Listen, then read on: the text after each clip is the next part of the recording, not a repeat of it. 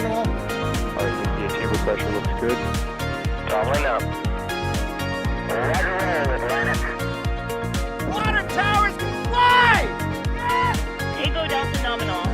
Flight down lead off. Bring in, lead off. Off. Yikes. You bet. Concur. We don't need any more of these.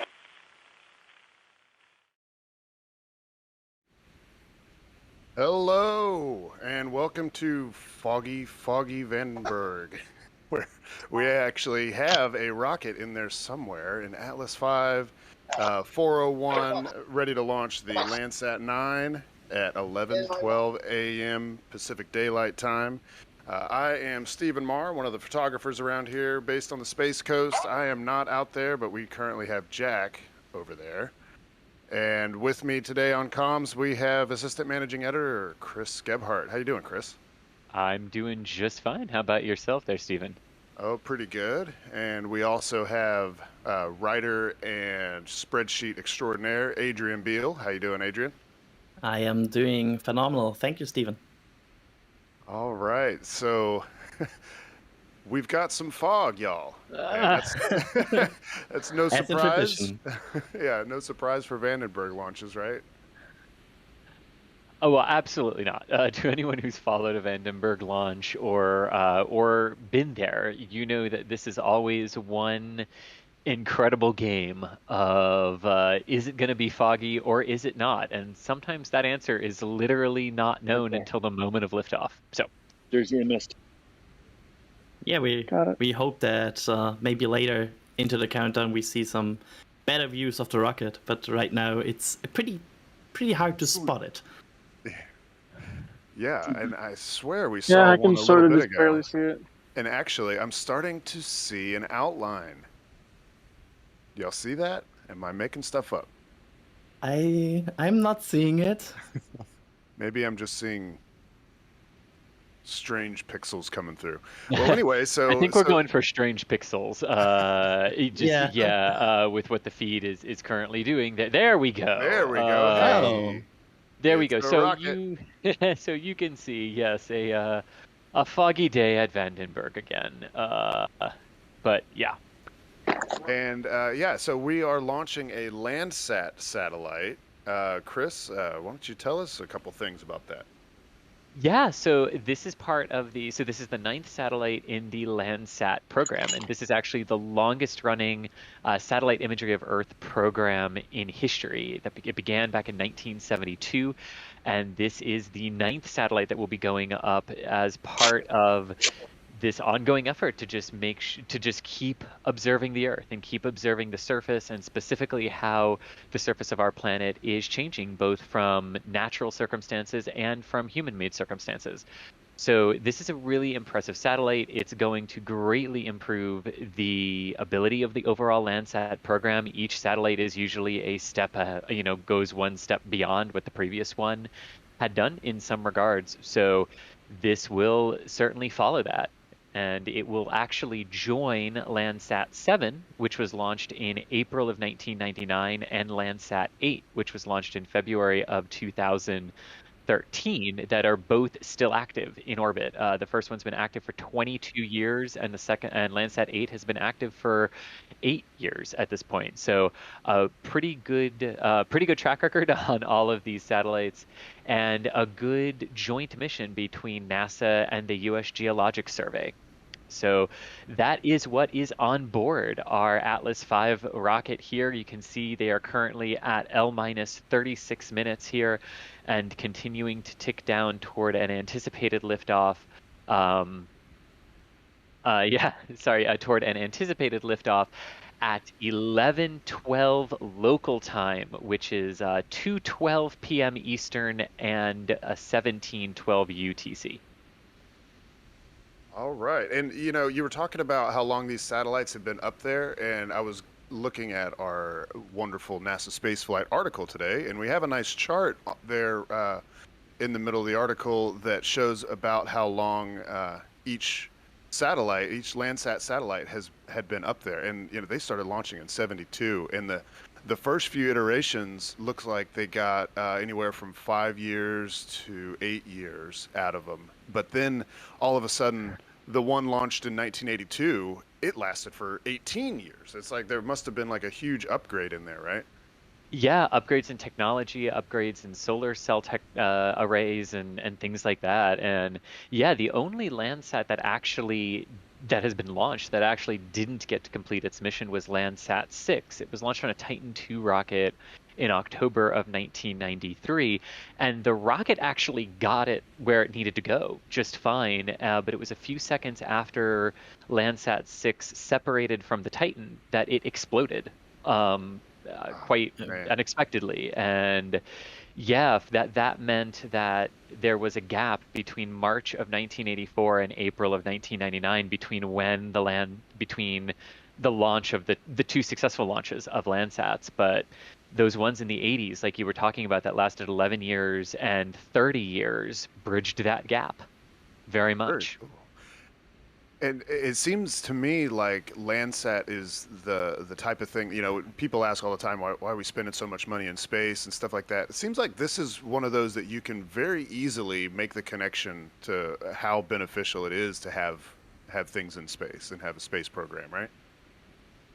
There is, because the sort of uses for this imagery, it's used in the forestry industry, it's used in agriculture and agro industry, making sure that you're understanding how, flooding thousands of kilometers away is potentially impacting how fertile soil is elsewhere, right? And from how that rain all gets channeled down, it also helps us understand how changing sea level conditions help affect fisheries. It helps our forestry service understand worldwide how much deforestation is happening, and what effect that is having in other areas and other elements. We hear a lot just about deforestation, but that can affect habitats for animals. It can affect how animals are classified on the endangered species lists throughout the world. It can help us monitor how our national parks are changing. They're really fascinating tools for keeping an eye on our ever-changing world. And one thing that I absolutely love about the program was that in 2005, they actually assisted with the discovery of 3 new species, 2 butterflies and 1 snake that we had never found before. Because someone was looking through the Landsat data trying to find areas that could be turned into conservation forests, and they found one in Mozambique. And when they went to do like an actual on the ground inspection of it, found 3 new species that no one had ever seen before. That is so cool. So, if they were able to have that kind of resolution. What is the resolution? So to be clear, the satellites did not see the butterflies and the snake. Right. Right. They see signs of them, I'm guessing. But they were mapping, and they were helping this conservationist find areas that could be turned into conservation forest. And when he went, he was the one that made the discovery. But he wouldn't have gone without the Landsat data showing that that was a potential area where you could make a conservation forest. So that's how they like assisted with the discovery. Okay, I gotcha. And but since we're talking about that, what sort of resolution can this Landsat reach? Like, how small of something can it see, I guess is saying. Yeah, so the Landsat 9, let's pull up the Landsat 9. Let's pull up the Landsat 9, because it can see in many, many, many different spectra. So, so the basic information that we have about it is it can see across multiple spectra. It can collect data in 9 different spectral bands, with a ground sample distance of 30 meters for all bands, except for the panchromatic band, which can go as low as 15 meters. So they can see enough, with enough resolution, right, to do what they're supposed to do. Right, basically, right. Which is to categorize the sort of large-scale elements of how the planet is changing. And they do this by, they each sort of repeat their interval every 16 days, but because of how many of them there are, we can see every 8 days. So like they're not these satellites that's like, my goodness, you could read a license plate with them, because that's not what they're designed to do, right? They're designed to look at how forests are changing and things like that. So yeah. Okay. Yeah, very cool. Which also connects to the orbit it goes, right? With the sun-synchronous orbit, to make sure that you can compare all these images every time, have the same lighting, have the same conditions every time they make a picture of a certain area. Yes, that's exactly right. And this atlas that you're seeing here on the launch pad here at Slick 3E, that orbital inclination that it will be targeting today is 98.2 degrees, which is slightly retrograde, which is what sun-synchronous orbits are. So that is the inclination that it is going to, and it is going to, if we sort of average it out, it's going to a roughly 674 kilometer orbit for its initial deployment off the Atlas V, and then it will use its own onboard systems to raise itself up to its operational 705 kilometer orbit altitude. Gotcha. Well, we do have a couple of questions coming in. Jesme wanted to know if this is an instantaneous window, or might we be waiting for hours? It is instantaneous. It is 1812 UTC coming up here in 29 minutes, and that is an instantaneous window from what ULA has said. And that's pretty usual for sun-synchronous orbits, because you're trying to hit a very specific sun angle. So those windows are usually, single-second durations. And single-second duration is what we refer to as instantaneous, because you can't turn around from that. You've got one shot, or you have to stand down for the next day. I'm seeing in our back channel that they're like practically yelling at us. Hey, there's actually a 30-minute window. Oh, a 30-minute window. My apologies. ULA's website. My apologies. There's a 30-minute window. So yes, 30-minute window because of the RAN steering, the right ascension of the ascending node steering. So ULA's got a trick up their sleeve with Atlas in case they need to push into the window. Yes, indeed. That's pretty cool. Yeah. Okay. And also while we're talking about time, Asher S wanted to know what's the difference between L- and T-. Yes. So the launch minus clock is the actual time to the scheduled liftoff of the Atlas V right now. And that's because the T- clock is currently much closer to 0 right now, because the Atlas has a hold at T-4 minutes. And this allows the teams to do a couple of things. If they're a little bit behind in preparations, it gives them some wiggle room to work any issues that might be delaying them and still have a shot at making the opening of the launch window. It also serves as a place to just double check, make sure that everything is actually ready to go. So this is also when they do their go, no go poll. Mm-hmm. And that usually occurs about 7 minutes-ish before liftoff, but in the T-4 minute hold. So that's why our clock says L- to help everyone sort of understand exactly how far away we are from the actual targeted liftoff of the vehicle. Awesome. And look what is that. this that view is we have here? Oh, yeah. Nice. Look at that. That is the camera that Jack has deployed out there. Jack Beyer for NASASpaceflight out there at Vandenberg, and he can see the rocket. So fingers crossed, everyone, that view holds, and we should get to see some good photos and video from Jack as well from this liftoff. Oh yeah, that'll be great. So yeah, we can see the venting from here. One thing people might be wondering, if they tune into the NSF streams a lot, is there any kind of a like a big vent, like Falcon 9 does, or does it just sort of vent the way it's doing right now, just constantly? It vents the way it's doing this now constantly. Yes. So different systems. So great question though about what we could see, but yeah, different systems. The Atlas is sort of a stable vent rocket, whereas whereas you see more dramatic and pronounced vents from the Falcon 9. But this is more or less what you should see until things start closing up for pressurization for liftoff. Mm-hmm. And correct me if I'm wrong here, but it's also the case for Atlas that it's also topped off at this point, right? I think it was topped off 6 minutes ago with all tanks being filled. and it's not filled until like the last second, like for example Falcon 9. Yeah.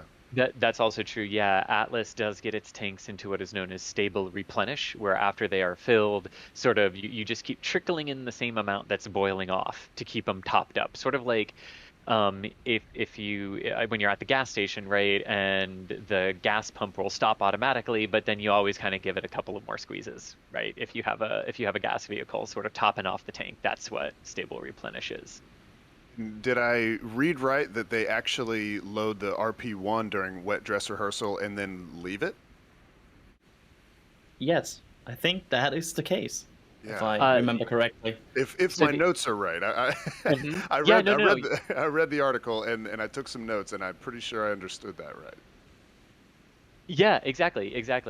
So this is one of these things. The RP1 kerosene that's used in the first stage of the Atlas, which is the gold booster of the Atlas, it's ambient. So they can just put it in there and it can stay there. And what's great about kerosene is it's very stable unless you expose it to an ignition source. So it's not one of those commodities that becomes like oh my gosh, it's fueled, no one can do anything around the rocket. Nah. When it's got kerosene inside of it, media has been to the launch pad. I mean, Jack was at the launch pad yesterday for this with a full load of kerosene on board. So yeah, they loaded it for the wet dress rehearsal, and there was no need to take it off. So why not? Yeah. Well, yeah. No need to remove it if it doesn't need to be removed. Well, we have our traditional question coming in from Khaled Zubi. What are these 4 towers? Oh dear. Well, I hate to disappoint you. Yeah, are there 4? There are no 4 towers. There are no 4 towers. So perhaps the answer today should be, why are there not 4 towers around the rocket? Because right, you can clearly see like there are vents, right? Like the sort of the lines that stick up out of the tower are vents. Like you can see that very clearly. Yeah. So Vandenberg doesn't really have a lot of need for lightning protection. Couple of reasons. The rockets at Vandenberg, like the Atlas V and the Delta IV, are protected by their mobile service towers until just a few hours before liftoff. So by that point, you know whether or not you're going to have a thunderstorm in California. Thunderstorms in California are very rare, but you would know by that point if you're going to have them. So those buildings provide protection, right, for the times that there are lightning strikes out there. And conversely, like the Falcon 9 rolls out to the launch pad, but again, California weather is not Florida weather. While we always sort of joke, it's always like, oh, will there be fog or not? Like, that's really the question at Vandenberg. Right. You know, you don't really have a question at Vandenberg of like, oh, a thunderstorm is going to delay you, or, oh, will it be too cold? Will it be too hot? Like, the weather in California is very stable, so you do see those things coming well in advance, so you can just adjust your schedules for them. And that's why we really don't see lightning protection here. You know, they're also nestled in and around hills and hilly areas, so they're also not the tallest things in the area, which is a big difference from the other launch sites. So there are other ways too of just like attracting lightning away from them, but they can be protected very easily with the weather forecasts. Gotcha. Okay. Yeah, that makes sense. Yeah. Conversely, over here, it's like lightning popping off left and right all the time, every day. It seems like. Just to add to that, fog. By the way, while it's annoying for us to have fog during the liftoff, since we cannot see the rocket ascending, it is not something that is a concern right now for the rocket. Like it's annoying. No. But it's not something that influences the rocket in a way that they would scrub the launch. No, and I think, and that's a great point, because there is this like holdover, I think, because of the space shuttle, where fog meant bad on launch morning. But you have to remember, but like rockets that don't need to rely on people visually flying them back somewhere, fog's no problem. It's just a cloud, and you can go right through a cloud under the right conditions. So, yeah, fog is always a disappointment when you can't see it, like all the poor people, you know, and fog does mean bad. Yes, Jack. Fog is bad for everyone who goes out there, and I do always feel for all of our colleagues who go out there and then can end up not seeing anything because of the fog. That is always a disappointment. Yeah, but not an issue for the mighty Atlas. Exactly. Hey, so Adrian, we had a little Short discussion back and forth on the appearance of the 401. Oh, you said yeah. that you said that you like the 401, and me personally, I'm like 421 or higher, or 521 and higher. I like a couple solid rocket boosters on there. But for anybody that doesn't know, what are we talking about here? What are the distinctions? And because Atlas doesn't just fly one way, right? It has many different configurations, right?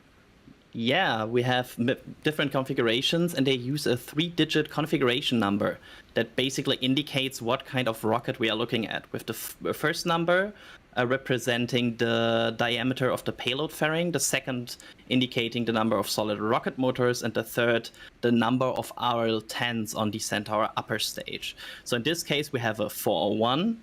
And the second letter here, O, indicates that there are no solid rocket motors attached to the Atlas here. And I like that because the solid rocket motors are very unsymmetrical attached to the rocket. Yeah. So it looks funky if you have many of them. Yeah, well, because if you have 5 of them, there's 3 on one side and 2 on the other, as opposed to being like symmetrically oriented around the rocket. Do you have any idea why that is? Oh, I can blow your mind even further, Stephen. Okay. Even when there's an even number of solid rocket boosters, they are not arranged symmetrically around the core of the Atlas. Yeah, I've noticed that. Yeah. Yeah. Right, because let's see, if I remember right, Perseverance launched on a 541. And I noticed at that time, it's like, oh, well, even if there's 2 on each side, they're not exactly oriented like even to each other. It's weird. Yeah. Pop quiz. Does anybody remember all of the nicknames for the different Atlas variations? I know there's the Dominator. I'm sorry, they have names? Oh, yeah. Okay, Yeah. This is news to me. Tori Bruno confirmed it, yeah. Yeah. Okay, so you folks, you learn something every day. Yeah. So I quickly Googled it. I was hoping there was going to be like a quick Wikipedia with the answer, but what did come up was a tweet from last year leading up to Mars Perseverance, and Tori Bruno tweeted Atlas 541, the Dominator, he put in parentheses. And then he goes in to talk about what sort of power it has. So yeah, the 541 is called the Dominator. So, but what I don't know, another one is, I think the 541, or maybe even the 441, both are called the Slider. Yeah. The 501 and the 401 are the sliders. Yeah. Okay. Yeah. Yeah, and that's a reference because there's only one solid rocket motor on that variant, on those 2 variants of the Atlas, so they power slide off the launch pad at first due to the asymmetric thrust. Yeah. Okay. And actually, I have found Tori's tweet actually giving all the names. Here we go. Okay.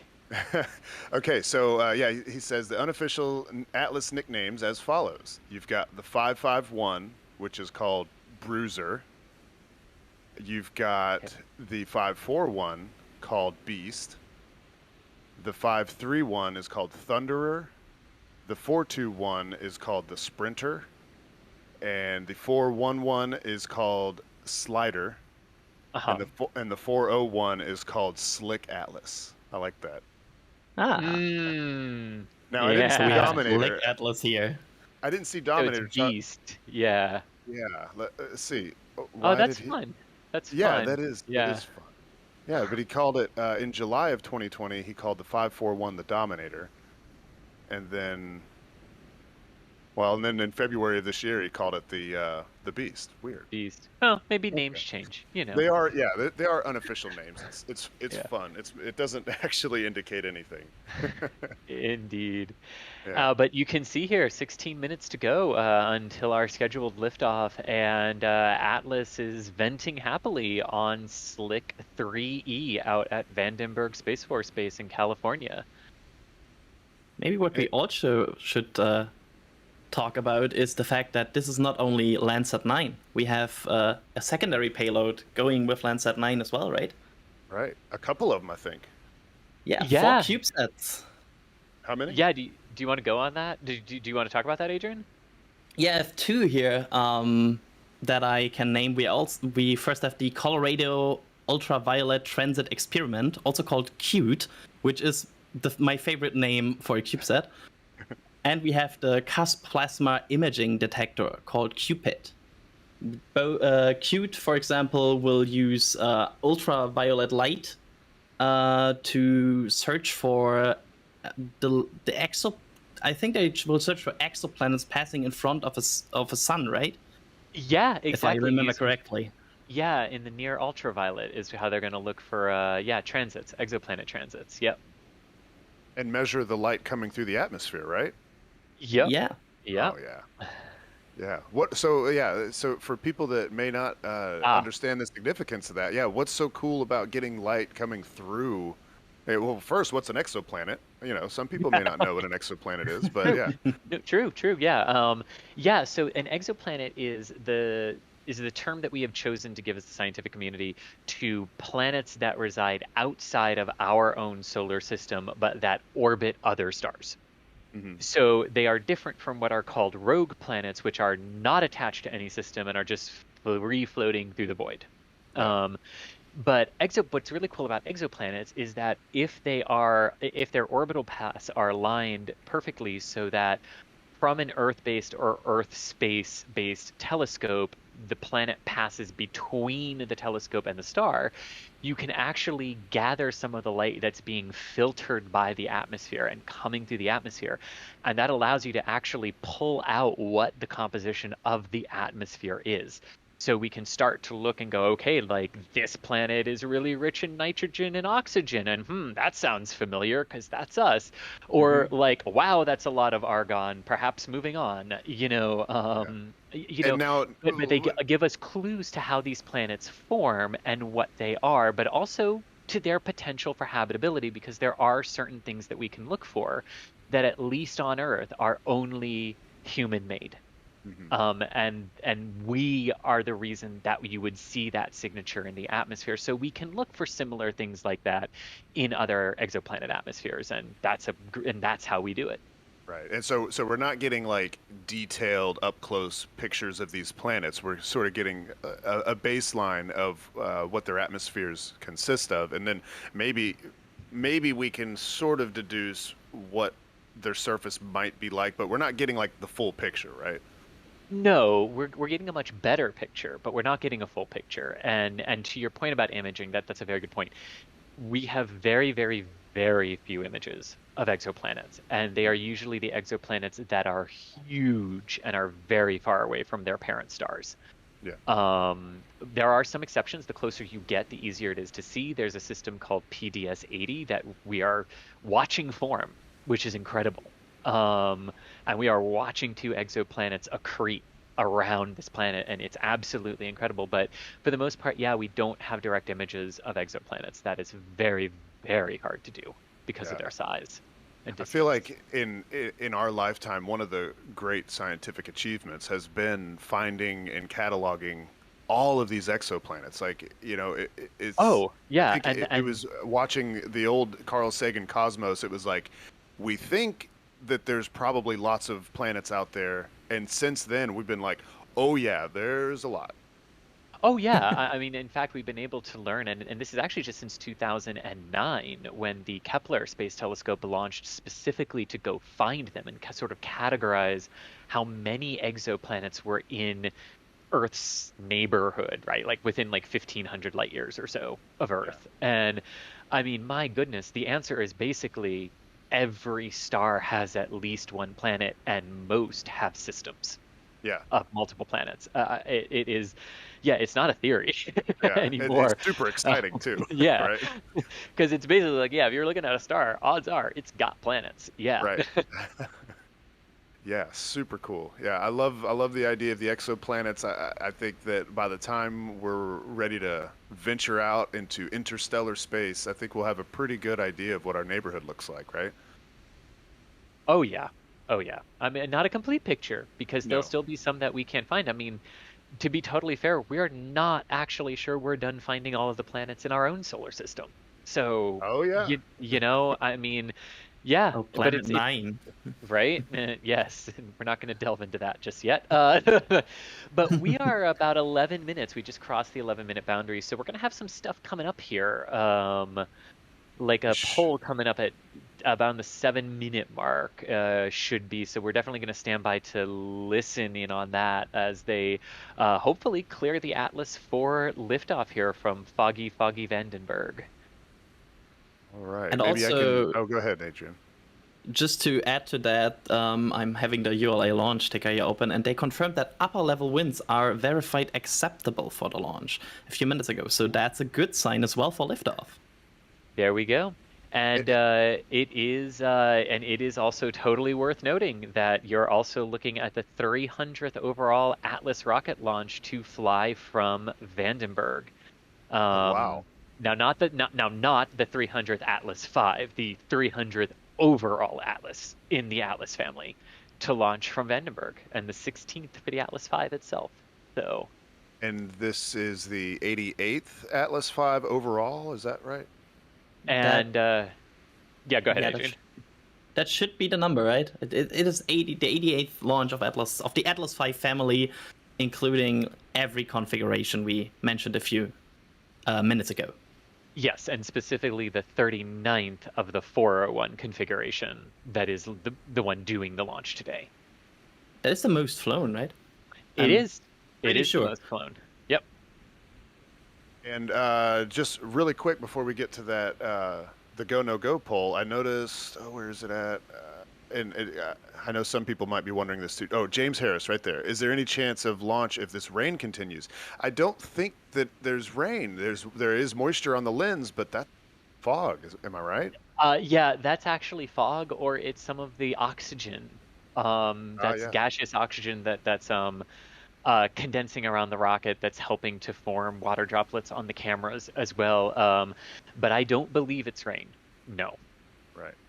Yeah. Basically, this is a need some hand warmers or something on the on the lens kind of thing. That's a trick that that launch photographers use, y'all. That if you don't know, in order to fight off fog that can form, whether you're at the Cape or out at Vandenberg or whatever, you keep the lens warm, because warm things don't usually gather condensation as long as it's warmer than the ambient temperature. Right. And do we want to just hang out and see if they start this go no go poll, or hit a quick? Here, we got a new member, Kendall Winters. Thank you for that support. And then Spacebar just coming in with a cool buck. Appreciate that. And I think we should wait and see when this go no go. Start any second now, I think. So we should be very close. Yeah, so we're going to stop talking here for just a second and listen into that go no go poll here, which could start any second now. About half a minute from now, we're being told.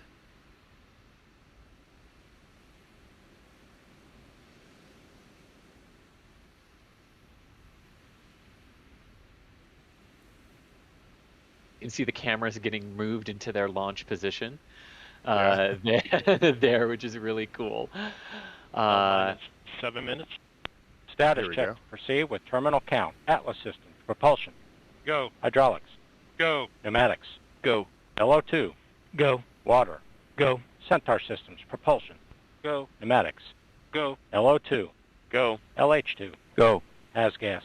Go. Electrical systems. Airborne. Go. Ground. Go. Facility. Go. RFFTS. Go. Flight control. Go. GCQ. Go. Operation support. Go. COM. Go. Umbilicals. Go. ECS. Go. Red line monitor. Go. Quality. Go. Op safety manager. Go. ULA safety officer. Go. Vehicle system engineer. Go. Anomaly chief. Go. Range coordinator. Clear to proceed. Launch director. You have permission to launch. That's All what you right. like to hear. Verify T0 is set for 1812 Zulu. Verified. That also confirms that it is that 1812 UTC and 0 seconds is the launch time. So the second launch time is Proceeding with 00. Awesome. I love this launch go, no-go polls with the ULA. They are Yeah. amazing to hear. I love the you have permission to launch. That's just I don't Yeah. know why I love that call. It's like the ooh yay like Yeah. call. L-minus, But love- yeah, 5 minutes, 30 love seconds. this- NSC, verify spacecraft is configured for launch. LC, spacecraft is configured for launch. Roger. yeah, and we're going to be talking around those calls, but we are going to stop talking so you can hear the audio net as they proceed through the terminal count, which will begin here in just about a minute at L All minus steps are 4 complete minutes. prior to terminal count. Another call we love to hear. Yes. And I love this pan because Ah, yeah. Atlas is one of my favorite rockets to photograph. It's just such a cool looking rocket. It is, and like I think that kind of goes back to what we were saying earlier, Stephen, about like because there's so many different configurations of it, even with the payload fairings, right? Like Yep. the 4-meter payload fairing, you can see the Centaur, like the white part up there, right underneath where the fairing kind of like curves downward to the main body of the rocket. That's the Centaur upper stage. But on the 5-meter diameter fairing Atlases, you don't see the Centaur because it's encapsulated within the fairing. So you do get these like they just look so majorly different from one another, which is really cool. But they're going to pick up the count here in about 10 seconds. So let's On my listen mark, in the on time will that. be T-minus 4 minutes and counting. 3, 2, 1, mark. Here we There will go, be the last 4 minutes. 3:55. Ground pyros enabled. The ground pyrotechnics have been enabled, which is very good. That's what pyros enable mean. Those are some of the pyrotechnics that will help release the vehicle from the ground and also initiate part of the and help initiate part of the launch sequence as well. Interesting side note here about the T0 moment for Atlas V. The actual liftoff is not occurring exactly at T0, which we talked about before the stream. It's actually at T plus 1 second, 1.1 seconds. Yes, because that is how long, so because they light the Atlas's main engine, the RD-180, at the T-minus 2.7 second mark in the countdown, it actually takes it 3.8 seconds to build up enough thrust so that the thrust to weight ratio of the rocket is greater than 1. So they can't 3 lift minutes. off until 1. Securing until yellow 1.1. Katavi. Atlas tanks to flight pressure. 250. So they can't actually lift off until FPS. 1.1 second into the plus Yeah. count. Calls are going to start coming a lot more frequently now too. But the top part of that rocket is the 4-meter diameter payload fairing where Landsat 9 is inside of. Landsat 9 itself weighs 2.7 metric tons and is 4.6 meters by 3 meters by 3 meters. So it fits very nicely inside of the 4-meter diameter fairing.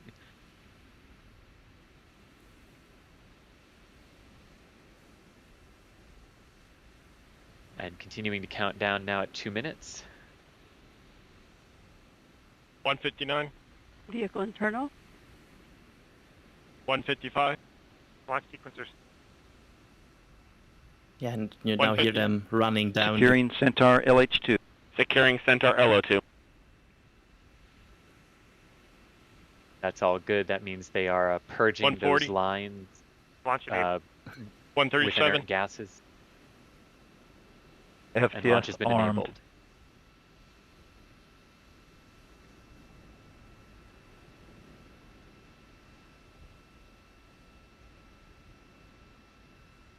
All right, and again, if you are just joining us, 120. the fog and OCU's armed. the fog. SPS count start. The fog is not an issue. Everything is go to proceed, and they are less than a minute and 10 110. seconds away from liftoff.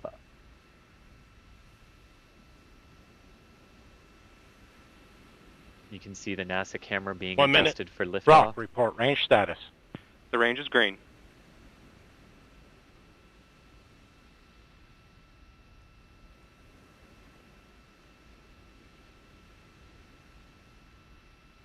on Atlas.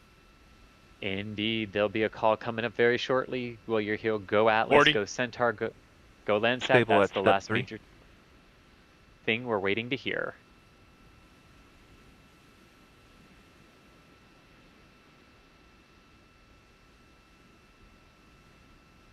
$25. Status check. Go Atlas. Go Centaur. Go Landsat 9.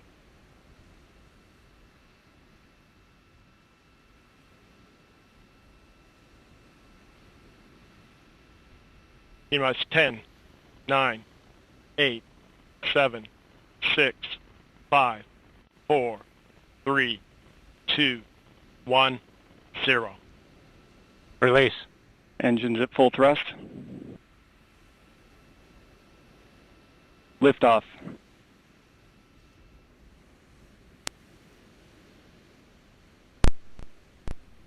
Now 15 seconds into flight. Atlas propellant utilization system has gone to closed loop control. System response looks good.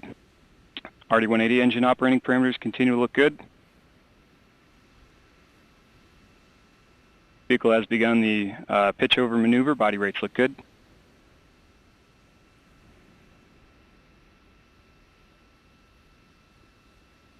Now passing 40 seconds into flight. Engine operating parameters continue to look good. Pump speeds and injector pressures all within expected ranges.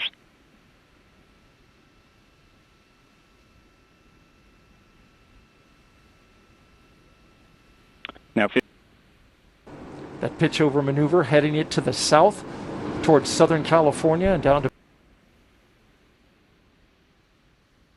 Oh, we have an onboard view. There we go. Michael switching the video feeds there for us, and there is the onboard view and the long-range tracking view of the Atlas. There we go. There we go as she heads out of Vandenberg. All right, a minute into flight now. Yeah. Next I up love is Mach 1 in 90 seconds.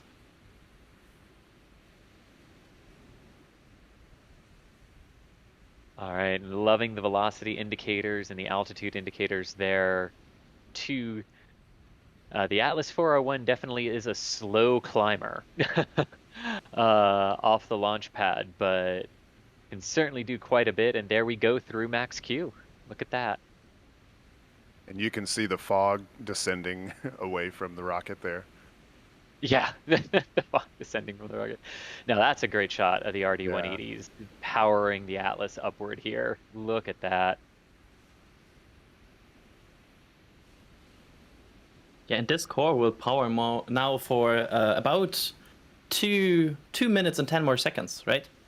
Up until the 4 minute and 2 second mark, where they will ignite the Centaur upper stage. It's a long first stage burn that imparts a lot of velocity and a lot of delta V into the system because the RL-10C1 engines, which are used on this mission, they have very high ISP, but they're very low thrust to weight engines. So you got to get the Atlas up high and going fast for the Centaur to then be able to complete the orbit insertion maneuver.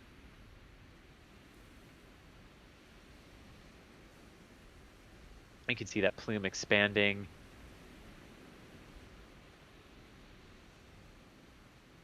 Looking good so far for the Atlas. Yeah. Oh, that tracking shot. One thing that's beautiful. That I've noted there is like it was the plume was expanding sort of asymmetrically, like it was expanding more to the left than the right. What's up with that? I believe it's the quirk of how the plumes are interacting with how the RD-180 nozzles interact with one another. Okay.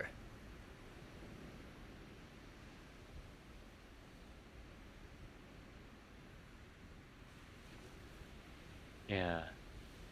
Doing good here. Just less than a minute to go on this booster burn here. And to just put in perspective how fast they are going, when they will light the Centaur upper stage, they are already next to Mexico. Yeah. They are going fast. Yeah. That they are. So coming up here in just a few seconds on booster shutdown, brief coast after booster shutdown, then we'll have the SEP and Centaur engine start. Separation should come up now in 10. Oh, There it is. Yep, there we go.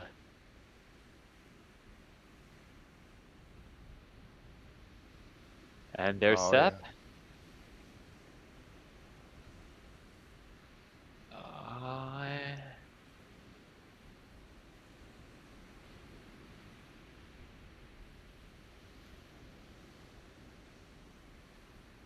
And can see the all right, and you can see the Centaur engine gimbaling there. Oh, and the payload fairing's falling away as well. Look, you can see the payload fairing there, and as the Centaur does its gimbal.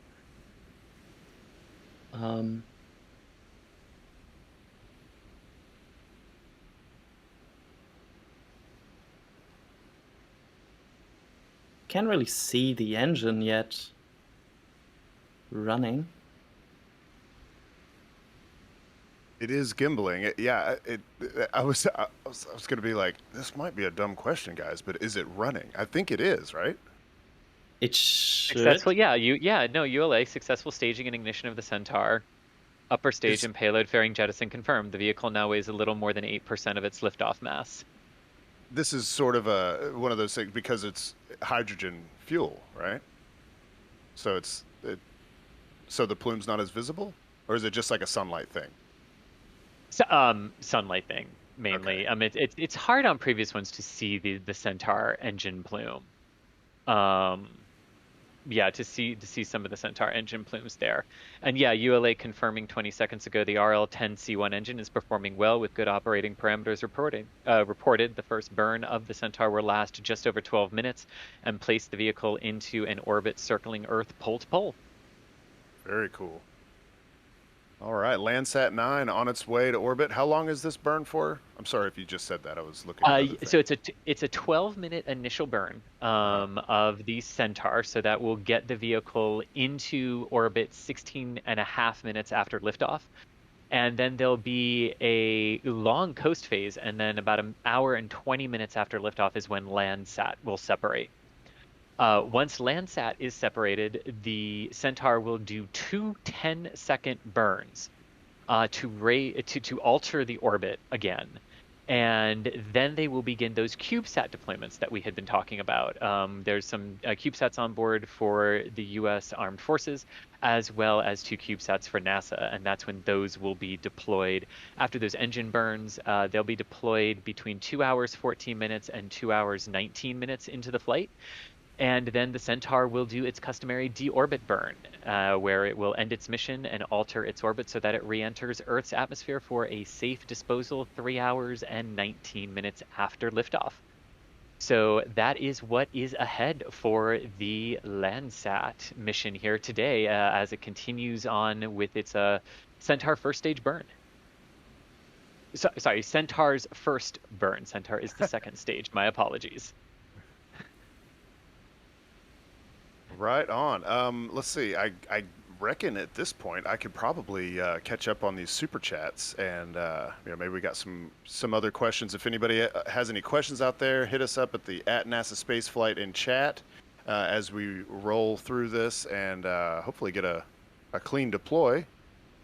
We've got Musical Wolves coming in saying, will this be the last time we technically see NASA/USGS payload on an Atlas? Can SN11 be spotted? What? Because of the fog? Because of the fog? Because of the fog, maybe. In terms of what's next for the Landsat mission and what's the next one we'll go on, who knows? And Rough Riders Show saying, so this is the least powerful Atlas? Light payloads, thanks all. Thank you, Rough Riders. Yes. Appreciate the support. Indeed. Yep. All right. I mean, that's just to wait in a little bit of that, and that's the great thing about Atlas, right? That they can configure it always so it fits the needs of the mission with the amount of solid rocket motors they can attach. It's flexible. Yes. Yeah. All right. Darian Craig saying win Vulcan between the engine and lander situations, that is. Not sure about Good the question. lander, but yeah, we don't know. We don't know Yeah. when Vulcan, but we do appreciate the support. Appreciate that. Lori Jones Wilson, for gas or beer, you all are great. Appreciate that. Appreciate it, yes. Thank you. And here's a shot of the Centaur nice. again. And that's still coasting there, or not coasting. I'm sorry, that wouldn't be a coast phase. This is a burn phase. Yep, powered phase of flight, yeah. Those views are awesome. Yeah. What? Any idea what this is off to the left side here? This little structure here? Oh, it's part of the Centaur's, it's part of the tanks and everything that are mounted on the underside of the Centaur. All right. And back to the empty pad, which everyone loves to see. Indeed. And about 4 more minutes, right? On second stage, first burn. Yeah, and these burns on the upper stages are pretty long. But yes. All right, I'm gonna hit these last couple. See, Ryan Hampshire, thanks for the support. Engines at full thrust would be incorrect, wouldn't it? It's a single RD 180. I mean, being engine yeah, at full stop. Yes. You are correct. Yes. Okay. And then Andy Law saying NASA spaceflight. Please replay the end of the live stream from the upper stage. Check the telemetry. Do we think the second stage may not have lit? No, I think we put that to bed. Yeah, ULA has has confirmed tweeted that it's ULA confirmed that the engine lit. Yeah. Yeah. Okay. Check of Centaur telemetry shows nominal tank pressures, bus battery voltages, good body rates in the burn. Yep, everything's good. Everything's good to go on this Atlas V in the 401 configuration, launching Landsat. We had a successful liftoff on time at the first opportunity in the 30-minute window. And so right now, Landsat 9 is making its way to orbit to begin its Earth observation mission. And I think at this point, we can go ahead and spool on down. And yeah, is there anything else, Adrian or Chris, that you wanted to add? No, it's a pretty long mission. So as we normally do with those, we will update our articles and we will update our coverage as they continue to go onward to orbit across the 3-hour, 20-minute mission. Right on. All right. Well, that voice you just heard is Chris Gebhardt, our assistant managing editor. And also on comms today, we had Adrian Beal, one of the writers around these parts. And I have been your host / question reader. I'm Stephen Marr. I'm one of the photographers here. And of course, we had Jack out in the field, could not get a stable signal from him. But he's there and hopefully got some good pictures, and those will be up on Twitter. So keep your eyes there. That is at the Jack Beyer. And we had Michael Baylor behind the scenes. We also had Derek DK behind the scenes. And thank you all for coming along and watching this Atlas V launch out of Vandenberg. We'll catch y'all later.